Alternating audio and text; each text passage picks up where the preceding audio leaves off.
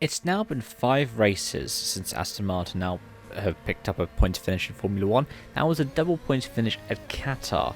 6th place for Lance Stroll, 10th place for Sebastian Vettel. They ended the season on a bit of a low with 1 retirement for Vettel and no more points, the highest being 11 for each of their drivers in the final 2 rounds.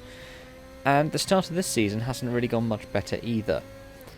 There are currently 5 drivers who haven't scored F1 World Drivers' Championship points, and 3 of them have raced for Aston Martin, of course, with Nico Hülkenberg substituting for Sebastian Vettel for the first 2 rounds of the season. Now, Vettel needs to get a 12th and a 16th, or a P11, to make sure he doesn't have the unenviable stat, I guess, that Nikita Mazepin had last year of being 21st in 20-car championship. But whilst that does seem quite possible, what's going on with Aston Martin? Because at this point, they're the only team to not score constructors' points. Alex Albon brought home a first point of the season for Williams last time out at Albert Park with that drive where he did all but 1 lap on 1 set of hard tyres. That's just genius, gotta be honest.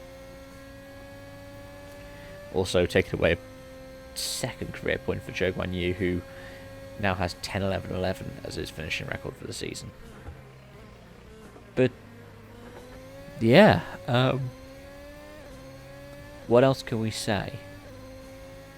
Well, it appears that Mercedes don't have the strongest power unit of the season. That said, it doesn't actually look as bad in terms of Mercedes themselves as we first feared. I mean, look at the qualifying for the Australian Grand Prix. We saw both McLarens right up towards the sharp end. Lando even coming in, P4? Ahead of both the factory Mercs. So, we know there's no problem necessarily with the power unit. Instead, it looks like it might be with the packaging. And the main reason why I say that is because Aston take a lot of parts from Mercedes, as many as they can, a bit like Haas and Ferrari.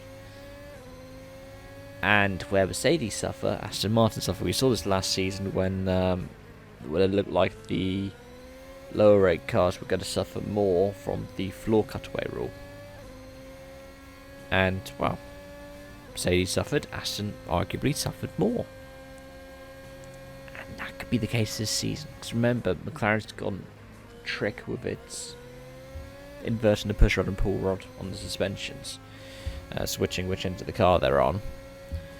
They're the only team to do so for this season, and Williams have been going through a restructure. We don't really know the full ins and outs of that car, so it could potentially attribute it to Mercedes, but I'd say that's probably the wrong thing to do.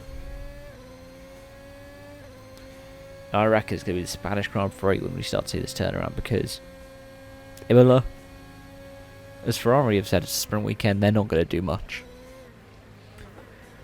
I doubt there's going to be any kind of big overhauls for any of the other teams. And if it's not Spain, it's, I think, going to be Silverstone. And my reasoning for that is if you look at where we are going to after Spain, Monaco, Baku, Gilles Villeneuve. Well, Monaco's nearby. Whilst there's a wait between Monaco and Baku of 2 weeks. Instead of fly away to Montreal. And you could easily just wait the 5 weeks and put something in Silverstone if that is how big an issue is. But then you talk about having sacrificed the first half of the season. Silverstone's round 10 of a what should still be 23 round season.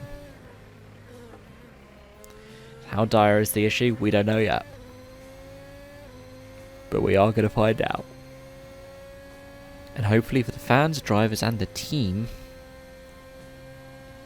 we find out sooner. Because it's always good to have as many teams, as many drivers as we can battling for the top spots. But anyways, let me know your thoughts in the comment section down below. Thank you so much for watching and I hope to see you around. Bye for now.